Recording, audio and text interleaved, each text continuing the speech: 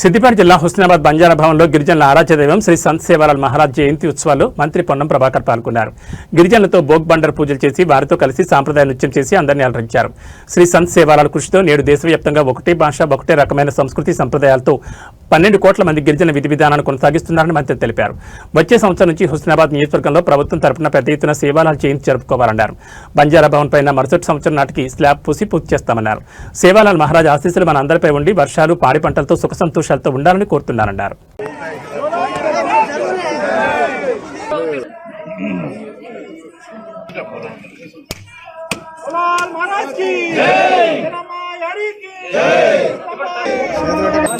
बेटा धर्मणी अड़ीरो पेड़े रो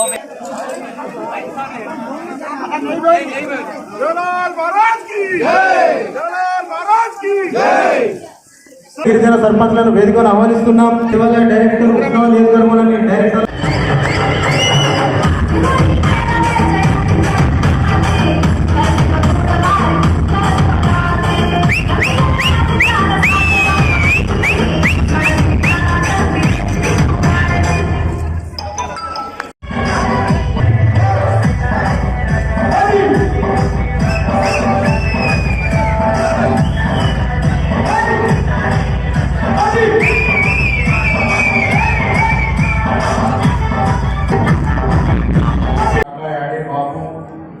రామ్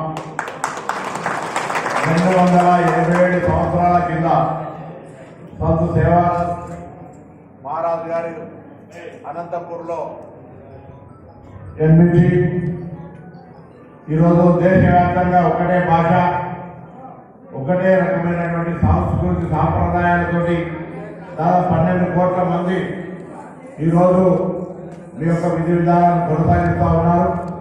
ఇది చాలా సంతోషదాయకమైనటువంటి మాట.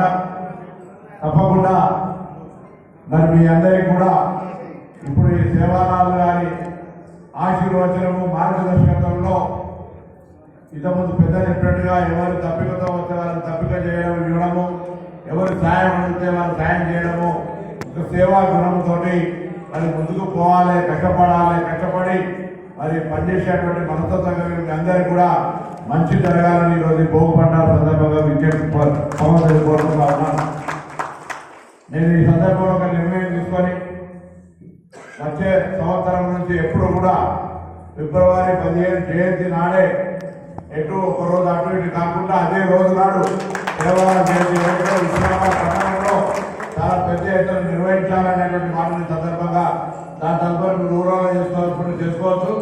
కానీ నియోజకవర్గ కేంద్రంలో ప్రభుత్వ పరంగా ఈ సంఘాల తరఫున ఇక్కడ పెద్ద ఎత్తున జరుపుకుందామనేటువంటి నిర్ణయాన్ని సందర్భంగా మనం చేస్తూ ఉన్నాము.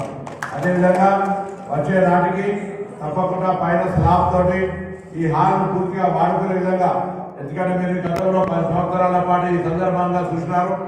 రోడ్డుకి ఎంత ఇబ్బంది ఉండే, దీనికి సంబంధించి ఇప్పటికే మనక 45 లక్షల రూపాయలతో పెట్టుకున్నాం. నేను జీవో వచ్చిన తర్వాత ఈ కార్యక్రమం పెట్టుకుందామంటే జీవో వచ్చే వరకు ఆలస్యమైన పర్వాలేదు చెప్పినారు. తప్పకుండా దీని అభివృద్ధికి సంబంధించి పూర్తి చేసే బాధ్యత